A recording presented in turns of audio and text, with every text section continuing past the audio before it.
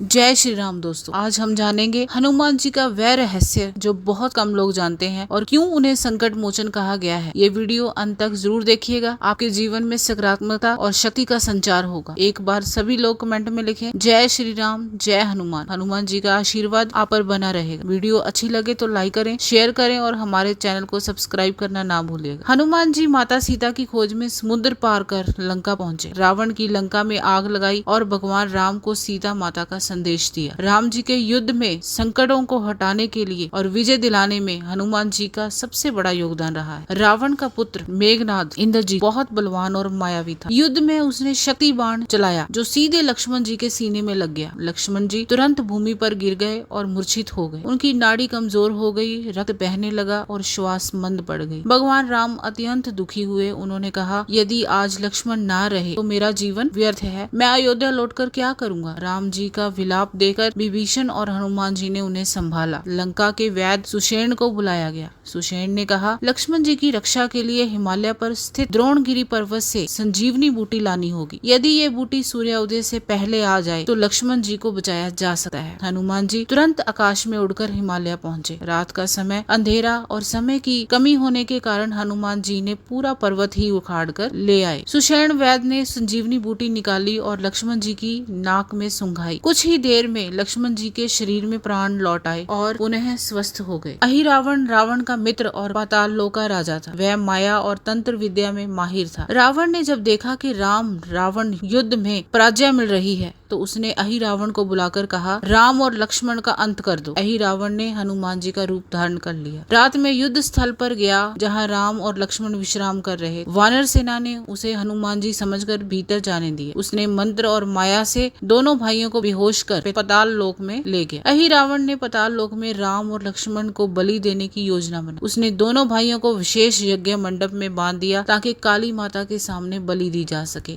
उसका विश्वास था कि यदि राम और लक्ष्मण की बलि दे दी जाए तो रावण अजय हो जाएगा। जब ये समाचार विभीषण से हनुमान जी को मिला, हनुमान जी तुरंत पाताल लोक की ओर गए। उन्होंने पाताल लोक के दरवाजे पर पहरा देने वाले मकर ध्वज को हराया। मकर ध्वज हनुमान जी का ही पुत्र था जो उसके पसीने से उत्पन्न हुआ था। हनुमान जी ने उसे बांध दिया और पाताल लोक में प्रवेश कर गए। हनुमान जी ने देखा कि राम और लक्ष्मण जी बलि के लिए बंधे हुए हैं। उन्होंने समय रहते अहिरावण को युद्ध में पराजित कर उसका वध कर दिया। काली माता ने हनुमान जी से प्रसन्न होकर आशीर्वाद दिया। हनुमान जी ने राम और लक्ष्मण जी को मुक्त कराकर पाताल लोक से बाहर लाया। हनुमान जी ने वचन दिया कि जो भी भक्त सच्चे मन से उनकी शरण में आता है उसके सभी संकट दूर कर देंगे। हनुमान चालीसा में लिखा है, संकट ते हनुमान छुड़ावे, मन क्रम वचन ध्यान जो लावे। अर्थात जो भगत मन वचन और क्रम में हनुमान जी का ध्यान करता है उसके संकट हनुमान जी दूर कर देते हैं। इस प्रसंग से हमें सीख मिलती है कि संकट के समय साहस और बुद्धि से कार्य करना चाहिए। अर्थात जो भक्त मन वचन और कर्म से हनुमान जी का ध्यान करता है उसके संकट हनुमान जी दूर कर देते हैं। इस प्रसंग से हमें क्या सीख मिलती है कि संकट के समय साहस और बुद्धि से कार्य करना चाहिए। भगवान का नाम और उनके सेवक संकट से मुक्ति दिलाते हैं। निस्वार्थ सेवा से असंभव को संभव बनाया जा सकता है। विश्वास,